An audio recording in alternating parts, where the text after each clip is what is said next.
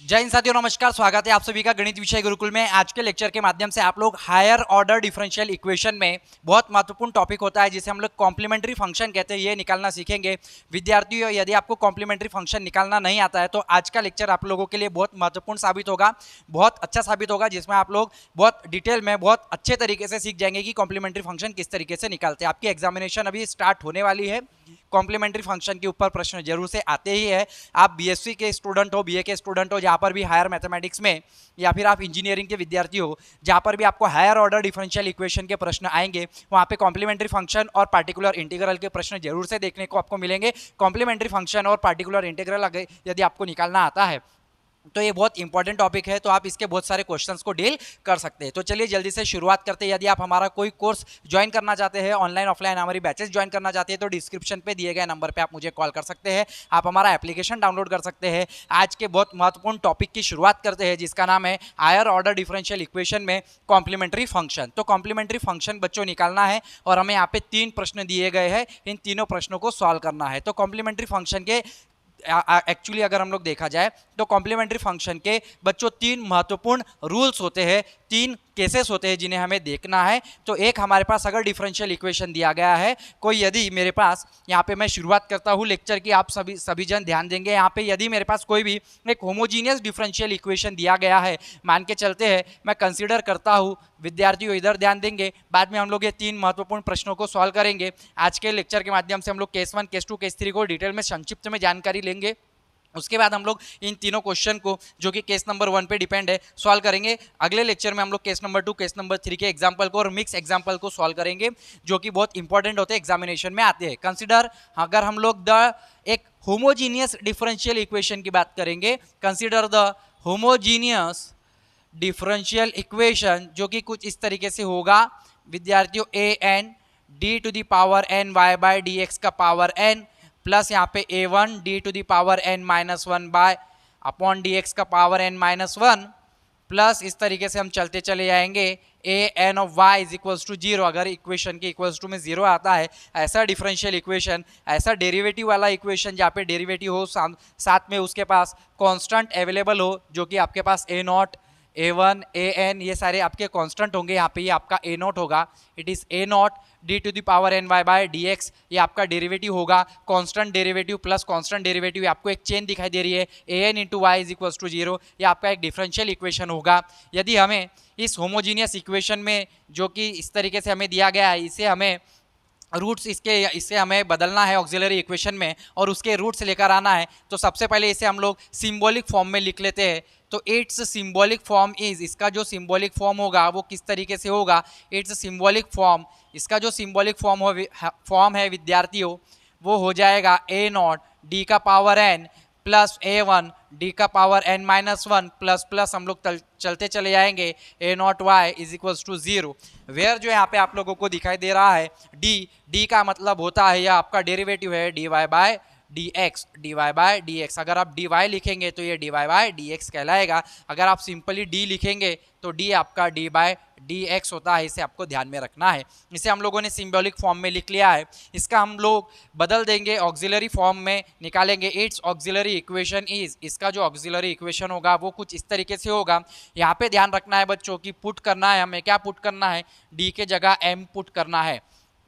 जहाँ पर भी आपको d दिखाई दे रहा है, d फॉर डेरिवेटिव, d के जगह हमें m पुट करना है। जैसे ही हम इसमें m पुट करेंगे तो हम पाएंगे कि हमें a नॉट m का power n plus a1 m का power n minus one plus plus a not equal a not, और ये हम लोग, ठीक है, इक्वल्स टू हम लोग पुट करेंगे 0। ये हमारा ऑक्सिलरी इक्वेशन हो जाएगा। ऑक्सिलरी इक्वेशन में हम लोग y नहीं लेते हैं, तो d के जगह हम m पुट करते हैं और ये जो इक्वेशन मिला ये आपका ऑक्सिलरी इक्वेशन होगा। इस ऑक्सिलरी इक्वेशन के, ये जो भी आपका इक्वेशन आया है, जरूर से इसके कोई ना कोई रूट होंगे, क्योंकि ये m के फॉर्म में है तो इसके m के रूट्स होंगे। अगर आप देखेंगे अगर इसके रूट्स, तो मान के चलिए 3 केसेस में यहाँ पे बनाता हूँ। केस नंबर 1, अगर केस नंबर 1 इसके रूट्स रियल एंड डिस्टिंक्ट हुए, यानी कि अलग अलग रूट्स आए, जैसे कि फॉर एग्जांपल अगर पावर 2 का 2 डिग्री इक्वेशन दिया गया है, उसके रूट आए आपके 1 और 2, तो ये आपके डिस्टिंक्ट है, यानी अलग अलग रूट है। अगर किसी इक्वेशन के पावर 3 वाला, जिसका क्यूब पावर होता है, पावर 3 होता है उसके 3 रूट्स आते हैं, 1 2 3 अगर 3 रूट आए तो ये आपके 1 2 3 तीनों डिस्टिंक्ट यानी अलग अलग रूट हुए। अगर 1 1 1 अगर रूट आया, फॉर एग्जाम्पल m-1 का क्यूब आप लेंगे, m-1 का क्यूब, इसके 3 रूट सेम आएंगे 1 1 1, इसे बच्चों आप लोग रियल एंड इक्वल रूट्स की कैटेगरी में डालेंगे।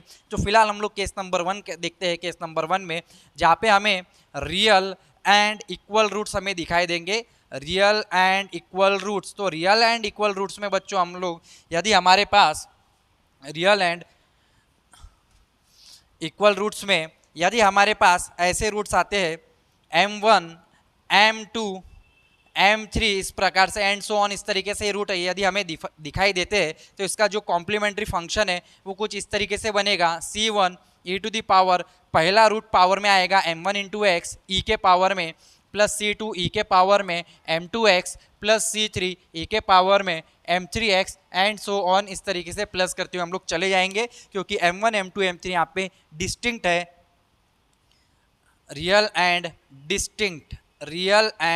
डिस्टिंक्ट रूट है। तो ये हम लोग m1 m2 m3 यदि हमारे पास 3 रूट है तो हम लोग इस तरीके से लिखेंगे c1 ई का पावर m1x प्लस c2 ई का पावर m2x प्लस c3 ई का power m3x and so on चलता चले जाएगा। केस नंबर 2 में विद्यार्थियों हम लोग समझने का प्रयत्न करेंगे कि यदि केस नंबर 2 में मेरे पास रूट्स रियल एंड इक्वल वाले रूट्स दिए गए हैं, रियल एंड इक्वल रूट्स मेरे पास है, तो रियल एंड इक्वल रूट्स में मेरे पास रूट्स कुछ इस तरीके से दिखेंगे कि पहला रूट्स भी अगर इक्वल है यानी सब 1 1 है, या फिर 2 2 रूट्स है या 3 3 रूट्स है, तो यहाँ पे m1 m2 नहीं लिखा जाएगा, यहाँ पे सारे m रूट्स है, पहला रूट m है, दूसरा भी m है, तीसरा भी m है एंड सो ऑन। अगर m रूट्स है मेरे पास तो यहाँ पे हमारा कॉम्प्लीमेंट्री फंक्शन क्या बनेगा बच्चों, यहाँ पे कॉम्प्लीमेंट्री फंक्शन बनेगा यदि मेरे पास 2 रूट्स आए, यहाँ पे पावर 2 दिख रहा है, इस पावर 2 सेकंड डिग्री इक्वेशन के रूट 2 रूट आते हैं, जिसमें पावर 3 होता है 3 रूट आते हैं, जिस इक्वेशन में पावर 4 होता है 4 डिग्री इक्वेशन के 4 रूट्स आते हैं। इतना हमें समझ में आता है, बेसिक रूल है, 8वीं 9वीं 10वीं में हम लोगों ने देखा हुआ है। अगर मेरे पास 2 रूट्स है, अगर ये दोनों रूट्स इक्वल है तो पहला रूट प्लस दूसरा इक्वल है, दूसरे दोनों इक्वल रूट है, इसलिए c2 इंटू में x होगा, e to the power mx लिखा जाएगा। याद रखिए ये आपको क्या किस तरीके से करना है, c1 प्लस c2, क्योंकि 2 रूट है c1 प्लस c2x e का पावर mx, और इसको अच्छे से समझ लेते हैं। अगर 3 रूट हो गए हमारे पास m 3 रूट इक्वल होंगे, सेम रूट होंगे, तो हम लोग किस तरीके से लिखेंगे, c1 plus c2x plus c3 x का स्क्वायर लेते चले आएंगे। x का पावर यहाँ पे 1 था, यहाँ पे 0 था, x का पावर 1 हुआ, x का पावर 2 हुआ, e to the power mx। यदि कोई बोले बच्चा सर पावर 4 का अगर हमें डिफरेंशियल इक्वेशन दिया गया है, फोर्थ पावर का डिफरेंशियल इक्वेशन दिया गया है, तो उसके रूट्स तो 4 होंगे, 4 रिपीट्स रूट होंगे, यस उसके m m m m ऐसे 4 रूट होंगे। तो उस केस में CF क्या बनेगा, उस केस में CF C1 लिखेंगे प्लस C2 इंटू एक्स लिखेंगे, क्योंकि 1 2 3 4 है तो 4 कांस्टेंट आएंगे, यहाँ पे 3 था तो 3 कांस्टेंट आए थे, C1 plus C2x plus C3 यहाँ पे हम लोग एक बढ़ा देंगे, एक्स स्क्वायर हो जाएगा, प्लस C4 x का पावर 3 हो जाएगा, इनटू में e to the power mx। इस तरीके से आपको बच्चों real and distinct and real and equal अगर रूट्स आपको दिखाई देते हैं तो कॉम्प्लीमेंट्री फंक्शन ये निकालना होगा।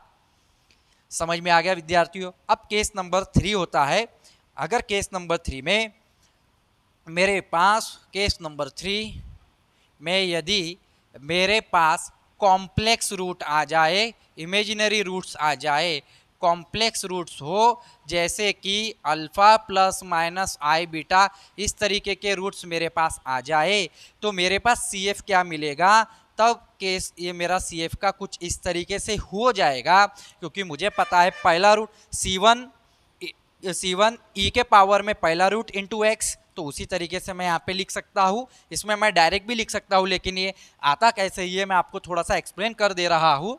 यहाँ पे देखेंगे विद्यार्थियों, हम लोग C1 e to the power में यहाँ पे हमारे पास 2 रूट है, एक बार प्लस में है और एक बार माइनस में है, दोनों डिस्टिंक्ट है, कॉम्प्लेक्स के ही है लेकिन दोनों डिस्टिंक्ट है, अलग अलग है। e के पावर में m1 यानी पहला रूट, तो e के पावर में alpha plus i beta into x करेंगे, प्लस करके C2 e के पावर में alpha minus i beta into x करेंगे, तो ये आपको C1 e to the power alpha x dot e to the power i beta x plus C two e to the power alpha x e to the power minus i beta x ऐसा नज़र आएगा। और हमें एक चीज़ पता है, क्या पता है विद्यार्थियों, यहाँ पे मैं लिख के मिटा दूंगा।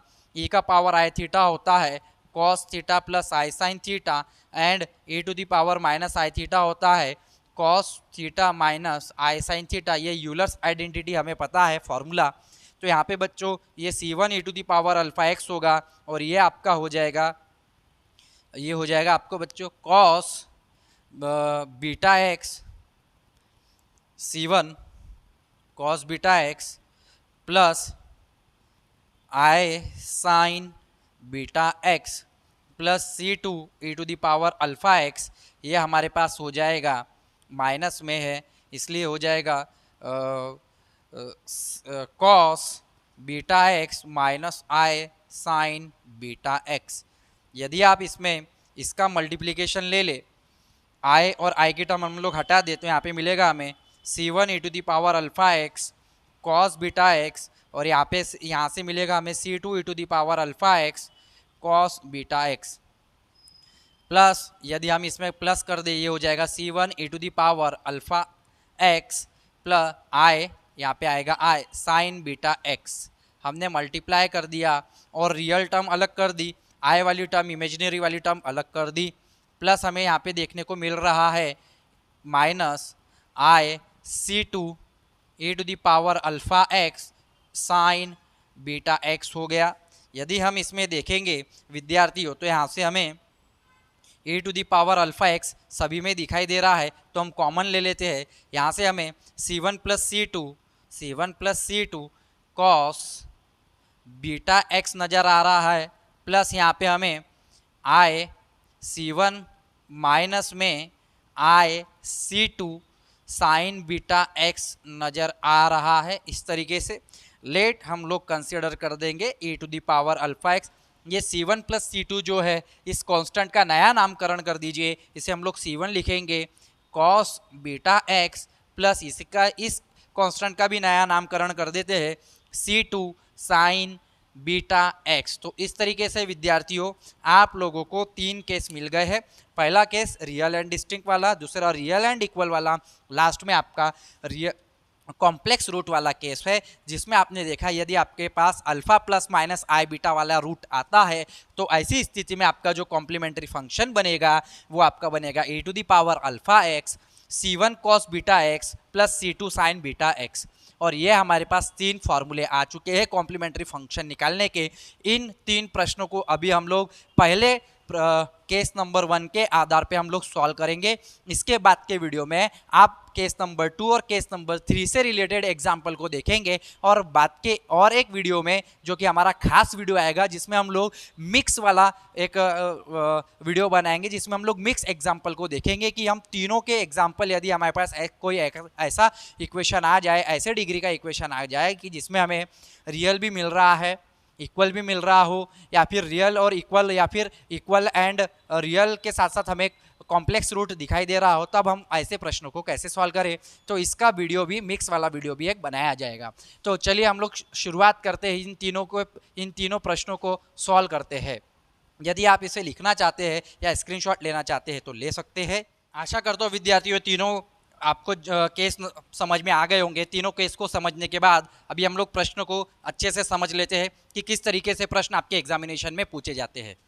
यदि आप इंजीनियरिंग के विद्यार्थी है, बीएससी के विद्यार्थी, जहाँ पे आपको हायर मैथमेटिक्स में ये हायर ऑर्डर डिफरेंशियल इक्वेशन काम का है, तो उसमें इन वीडियो के माध्यम से, मेरे लेक्चर सीरीज़ के माध्यम से आप काफ़ी आसानी से कॉम्प्लीमेंट्री फंक्शन और पीआई को समझ सकते हैं। एग्जाम्पल नंबर 1 जो कि हमें दिखाई दे रहा है d square y by d x square minus d y by d x minus 2y equals to 0 है। सबसे पहले इक्वेशन नंबर का सोल्यूशन है, यदि हम लोग लिखेंगे तो सोल्यूशन में हम लोगों को लिखना पड़ेगा the given differential equation is, आपको गिवन इक्वेशन क्या दिया है, d square y by d x square minus d y by d x minus 2y equal to 0 in symbolic form. इसे अगर हम लोग सिम्बॉलिक फॉर्म में बदल देंगे, symbolic form the symbolic form is, तो ये हो जाएगा विद्यार्थियों d square y minus d y minus 2y is equals to 0। कहने का तात्पर्य d square minus d minus 2 of Y is equals to 0। इसके रूट निकालना है, मैंने सिंबॉलिक फॉर्म में बदला रूट निकालने के लिए। इसका हम लोग ऑक्सिलरी इक्वेशन लिखेंगे, तो इट्स ऑक्सिलरी इक्वेशन इज, इसका ऑक्सिलरी इक्वेशन होगा। क्या करना है, हमें याद रखना है कि पुट डी के जगह हमें m लेना है, तो ये हो जाएगा m square minus m minus 2 equals to 0। इसके रूट आएंगे क्योंकि पावर 2 है, सेकंड डिग्री इक्वेशन है, तो इसके रूट्स क्या आएंगे बच्चों, 2 रूट्स आएंगे। कौन कौन से आएंगे कि यहाँ पे -2 है और यहाँ पे -m आना चाहिए, तो इसका इस तरीके से मल्टीप्लाई करेंगे कि प्लस -2 + 1। देखिए बच्चों ये क्या हो गया, m square minus 2m plus m minus 2 is equals to 0, तो ये हो जाएगा m माइनस 2 प्लस यहाँ पे 1 m minus 2 is equals to 0। Therefore हमें 2 रूट्स मिले m minus 2 and m plus 1 equals to 0। Therefore m की वैल्यू हमें 2 और -1 मिली। तो 2 और -1 कैसे रूट्स है, ये जो 2 रूट्स आए हैं ये आपके रियल एंड डिस्टिंक्ट है, अलग अलग रूट्स है। तो अगर रियल एंड डिस्टिंक्ट रूट है तो अभी मैंने बताया था कॉम्प्लीमेंट्री फंक्शन का पहला नियम कहता है यदि m1 और m2 अगर आपके पास रूट्स है तो e का power m1x c1 plus c2 e का पावर ये m2x, ये आपका कॉम्प्लीमेंट्री फंक्शन होगा। तो यहाँ पे कॉम्प्लीमेंट्री फंक्शन क्या हो जाएगा आपका c1 e to the power में m1 यानी पहला रूट है आपका 2x प्लस c2 e के पावर में दूसरा रूट यानी कि -1 इंटू x। तो ये आपका कॉम्प्लीमेंट्री फंक्शन आ गया। लास्ट में हम लोग लिखेंगे इट्स सॉल्यूशन इज, इसका जो सॉल्यूशन है वो क्या आया, y is equal to C F, और ये जो कॉम्प्लीमेंट्री फंक्शन है एज इट इज आप यहाँ पे लिख देंगे, ये आपका कंप्लीट सॉल्यूशन हो जाता है। नाउ एग्जाम्पल नंबर 2 में अगेन सबसे पहली लाइन आप शुरुआत जरूर से इस तरीके से किया कीजिए कि सबसे पहले जो भी आपको इक्वेशन दिया गया है उसे आप लोग लिखेंगे the given differential equation is, ये आपका गिवन डिफरेंशियल इक्वेशन होगा। जैसे आप गिवन डिफरेंशियल इक्वेशन लिखेंगे उसके बाद उसे सिंबॉलिक फॉर्म में बदलेंगे।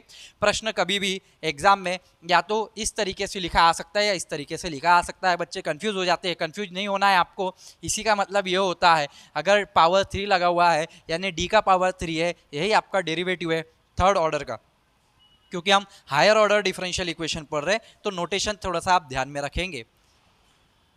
हाँ, तो ये हमारे पास D cube Y by D X cube है बच्चों, plus 6 D square Y by D x square plus 11 D Y by D X plus 6y equals to 0 आपका गिवन इक्वेशन है। इसे हम सिंबॉलिक फॉर्म में बदलेंगे तो ये आपका d cube plus 6d square plus 11d plus 6 of y equals to 0 हो जाएगा। इसका जो ऑक्सिलरी इक्वेशन आएगा, इसका ऑक्सिलरी इक्वेशन आएगा d के जगह m cube plus 6m square plus 11m plus 6 equals to 0। कई बार बच्चे कहते हैं फाइनल ईयर सेकंड ईयर के विद्यार्थी, फर्स्ट ईयर सेकंड ईयर के, कि सर हमें ये रूट्स निकालना नहीं आता। तो रूट्स कैसे निकालेंगे अगर पावर 3 है, तो सिंथेटिक डिवीजन मेथड का आपने या फिर सिंपल डिवीजन मेथड का आपने बचपन में उपयोग किया है, बस उसी का उपयोग हमें यहाँ पे करना है। इसका कोएफिशिएंट 1 है, इसका 6 है, इसका 11 है, इसका 6 है, लिख देना है। 0 1 यहाँ पे ध्यान में रखना है। रूट यहाँ पे 1 2 3 पॉजिटिव 1 2 3 लेके ट्राई करेंगे, या निगेटिव -1 -2 कहीं ना कहीं रूट्स आ जाते हैं, हाफ में रूट्स आ जाते हैं। लेट मैं 1 से लेके देखता हूँ, 1 × 1 1, 6 से 7 हो गया, 7 × 1 7 हो गया, ये हो गया आपका 18। तो यहाँ पे लास्ट में हमें 0 मिलना चाहिए, जो कि यहाँ पे रखने पर नहीं मिलेगा। तो इसे हम लोग -1 से करके देखते हैं। -1 × 1 इज़ -1, 6 में से 1 गया 5 हो जाएगा। -1 × 5 इज़ -5, 11 में से 5 गए 6 बचेगा। -1 × 6 इज़ -6, आखिरी में 0 दिखाई दे रहा है। तो -1 के कारण हमें ये सॉल्व करता, हमारा ये सॉल्व हो गया है, जिसके कारण हमें लास्ट में 0 मिल गया है। तो देयरफॉर हम लोग क्या लिखेंगे, ये आपका -1 है। रूट लिखते समय आप प्लस में लिखते हैं। कैसे लिखते हैं, यदि हम लोग देखें बच्चों कि m-1 का अगर आपको स्क्वायर दिया है तो हम लोग कैसे लिखते हैं इसको, रूट अगर हमें दिया गया है 1, 1 तो हम लोग क्या लिखते हैं, m-1 का स्क्वायर। या फिर अगर आपको कहा जाए कि ये एक 2 इज़ द रूट है, तो रूट लिखते समय इसको रूट में बदलते समय हम लोग m-2 लिखते हैं, और अगर माइनस दिया है तो m+2 लिखते हैं। इस तरीके से हम लोग करते हैं। तो यहाँ पे भी माइनस है तो आप प्लस लिखेंगे, क्या बचा, m² + 5m + 6 equals to 0। Therefore m+1 यहाँ पे आ जाएगा। इसका जो रूट है बच्चों ये आपका m+2 m+3 होगा, क्योंकि 2 3 6 होता है और इनको एडिशन करने पे 5 मिलता है। देयरफॉर m की वैल्यू आपको -1, -2, -3 मिली है। 3 रूट मिले हैं। कैसे रूट है? डिस्टिंक्ट रूट है। केस नंबर 1 के अनुसार हम डिस्टिंक्ट रूट को देख रहे हैं, तीनों अलग अलग रूट है। इसलिए हम लोग देखेंगे कि इसका जो CF हो जाएगा वो हो जाएगा C1 e to the power, पहला रूट में पावर लगा लो -x, प्लस C2 e का power -2x, plus C3 e to the power -3x। ये हमें कॉम्प्लीमेंट्री फंक्शन मिला। और इसका जो सोल्यूशन होगा, कंप्लीट सोल्यूशन जो होगा वो क्या हो जाएगा? y equals to CF। अगर आप y इक्वल टू CF लिख देंगे, ये CF को as it is copy paste कर दीजिए, ये आपका सोल्यूशन बन जाएगा। एग्जाम्पल नंबर 3 में देखते हैं विद्यार्थियों। एग्जाम्पल नंबर 3 में फिर से पहली लाइन होनी चाहिए, the given differential equation is, जो आपको दी गई है डिफरेंशियल इक्वेशन पहला लाइन लिखना है। अगर सिंबॉलिक फॉर्म में डायरेक्ट दिया है तो सिंबॉलिक फॉर्म में बदलने की ज़रूरत नहीं है। इस तरीके से आपको डेरिवेटिव का फॉर्म दिख रहा है तो उसे पहले सिंबॉलिक फॉर्म में बदलेंगे। ये जनरल अगर आपको होमोजीनियस डिफरेंशियल इक्वेशन दिख रहा है तो उसको पहले सिंबॉलिक में बदलेंगे। सिंबॉलिक में बदलने के बाद उसका ऑक्सिलरी निकालेंगे। ऑक्सिलरी के जो रूट आएंगे किस केस में फिट बैठते हैं उसका ध्यान रखते हुए हम उसका आंसर लिखेंगे।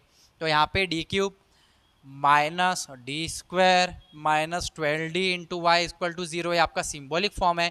सबसे पहले आप लिखेंगे द गिवन इक्वेशन इज, इसके बाद में इट्स ऑक्सिलरी इक्वेशन इज, इसका जो ऑक्सिलरी इक्वेशन होगा वो क्या हो जाएगा? m³ minus m² minus 12m equal to 0, m common हो जाएगा, m² minus m minus 12 equal to 0 हो जाएगा। देयरफॉर यहाँ पे आप देख पा रहे हैं m² माइनस m माइनस 12, यानी कि ये हो जाएगा बच्चों आपके पास m माइनस